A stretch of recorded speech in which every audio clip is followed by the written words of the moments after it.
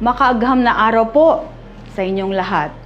Mula sa Provincial Science and Technology Office ng Bulacan, ako po si Angelita Parungaw, Provincial Science and Technology Director, ay buong puso kayong inaniyahan na makiisa sa 2025 Regional Science, Technology and Innovation Week ng Central Luzon na gaganapin mula ika-12 hanggang ika-14 ng Nobyembre 2025 dito sa makasaysayang lungsod ng Malolos, lalawigan ng Bulacan.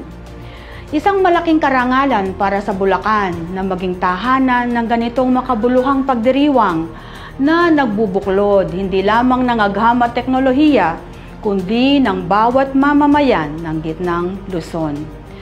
Sa temang Building Smart and Sustainable Communities, tampok ang mga makabagong exhibits, forums at trade fairs mula sa robotic at artificial intelligence, smart agriculture hanggang sa MSME innovations. Lahat ng ito ay magpapatunay kung paanong ang agham, teknolohiya at inobasyon ay nagsisilbing gabay tungo sa mas matalino, matatag at maunlad na rehiyon. Kaya't halina't makiisa, ipakita natin na ang gitnang Luzon ay handang sumulong tungo sa isang mas progresibo at mas inklusibong kinabukasan sa pamamagitan ng agham at teknolohiya. Kita-kits po tayo sa RSTW 2025!